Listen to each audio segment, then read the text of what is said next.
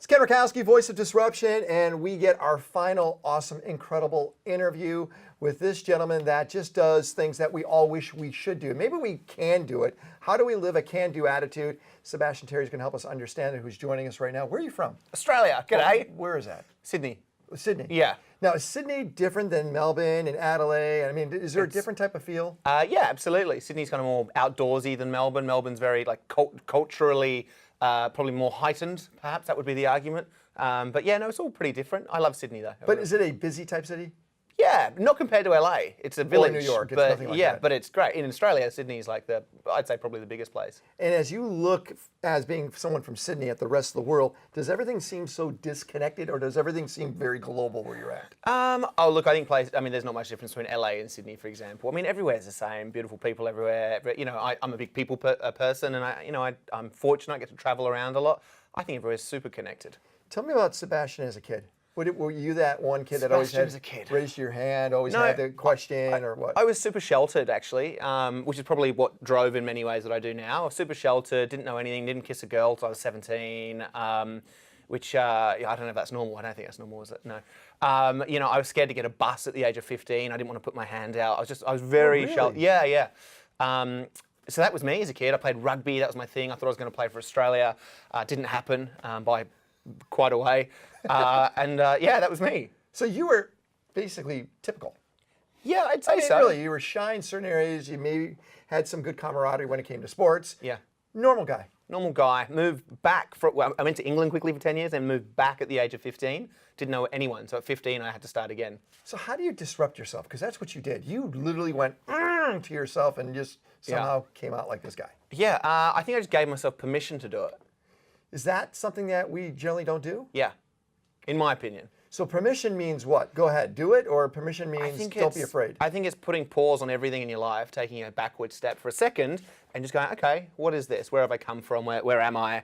Where am I heading? And then just making a decision there, whether you continue down that path or whether you change, and that's where the disruption happens. Some people call that middle age crazy, where people say, you know what, I've done all this for half of my life. I want to try something brand new. Yeah. You did it a lot earlier. Yeah, I wouldn't call it crazy either. I'd say it's needed.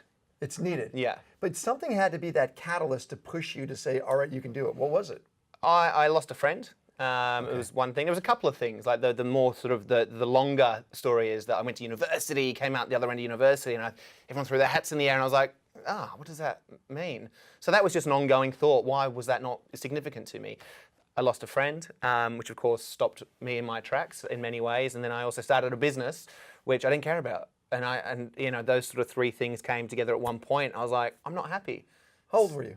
I was 24 when Chris passed away. And then the business happened just after, but essentially I left Australia on my 28th birthday with a list of things, just random things, and the only criteria was, I think it'd be super interesting. I think it might make me help smile, grow, and that was it. So I left on my 28th birthday. And what kind of things were on that list?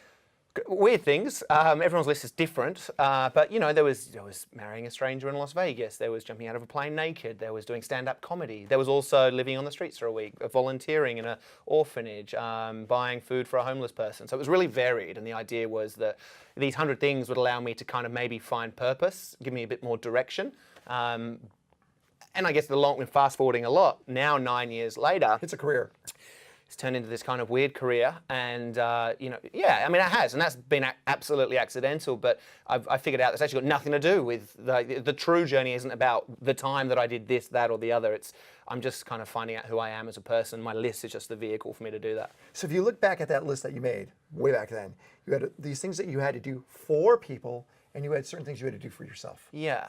How did you decide, or was it just something you just threw out? I just threw it out. Like I teach this now, I guess, and it's not how I teach it, the way I actually did it. But yeah, that was just like a brain fart. I went, and it was just all this stuff. Like, I'll go and do all that stuff.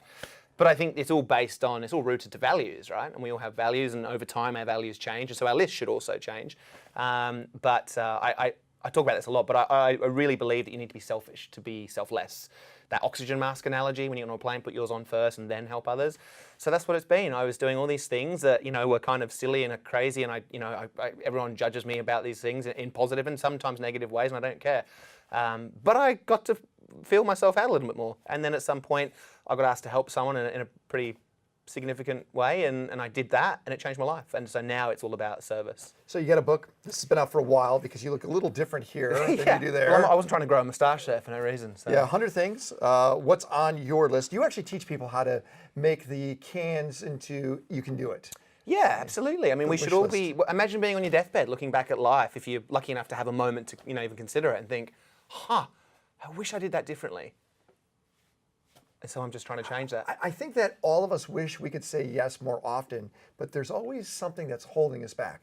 Family, career, health, whatever it is, there's something holding us back. How do we get beyond that? Well, I think ultimately it's yourself that holds yourself back. They're all your excuses. I think, again, it's permission. We're entirely accountable for what we do in our lives.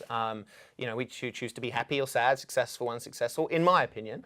So I think it's literally whatever you're doing right now, stop it. Have a think about it. Is it serving you? Does it really register with your deepest value, your principled things you stand for? If it doesn't, don't go back to it. If it does, continue. And it's just about choice. It's choice. Okay, let's try this. We have a pyramid, and on the top of the pyramid, we have time.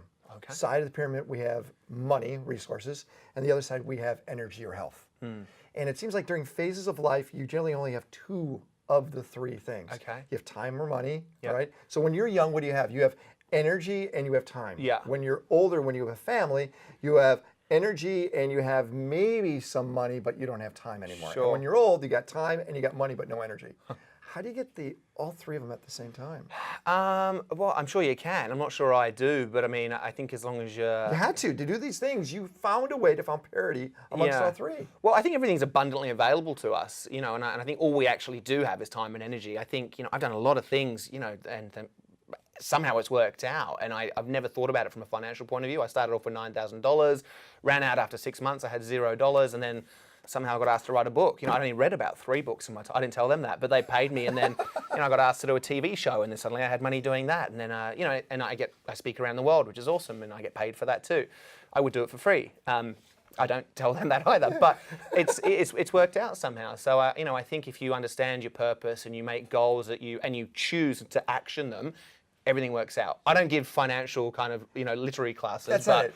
But the idea is how to give yourself permission or how to find that yes to move forward. What can you teach us right now? How can we get out of our way to make ourselves become selfish, to become selfless? Start.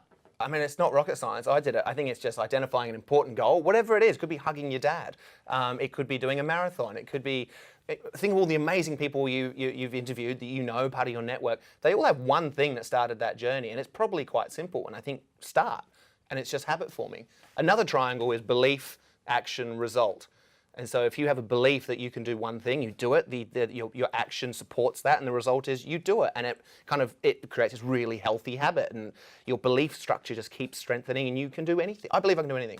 And everyone can. I hear that, do anything and everything, and that's the whole goal, but it seems so nebulous. You almost need to have a focus point to move forward. Yeah. You have to pick something, right? Yeah. Yeah, I was always told to find a successful beginning of the day, do something simple, just make your bed. Yeah. And that's your beginning point. And from there, you'll have more successes. But you have to find one win right away. Yeah, I failed this morning, if that's you? the Horribly, yardstick. Damn it. Who do you admire? Who do I admire? I love, who do I admire? I'm trying to think of a specific person. Is there somebody out there you go, wow, I want to be like that, or I got to do that? No. No. But there are qualities I admire, like, authenticity, vulnerability, all these, these magical words that we hear every single day now. I do, all that stuff's great. Courage, people who go and do things because people who are being themselves. That's who if you meet someone, you're like, wow, they're just being themselves. Rightly or wrongly by anyone else's code, they're just being themselves. I admire that. You like that? Yeah. So I was told that one of the hardest things to do is to write a book. Okay. Do you agree with that? No. No. No. So reading it, I find is harder. Not mine. Great read. You should read it. No, I find it was actually really cathartic because I'd kind of travelled for 18 months at the point where I wrote this, and I thought I was in my head. I was like, oh yeah, I know. And then I started writing, and I was like, oh wow, it's right on a completely different way. I know I loved it. I would do it. I'm going to write more books. So you're saying just do it, and all of a sudden you realize it's not as hard. Yeah. You got to start doing it. Yeah. I used to procrastinate lots. I used to tell myself I couldn't do it because of time or money or Energy? fear of failure, lack of energy. And then you start doing it because we completely underestimate ourselves. And I think the moment you just start trying, you're like, I can do that. From making a bed, and then suddenly it's climbing Everest or starting a family or a company or a movement.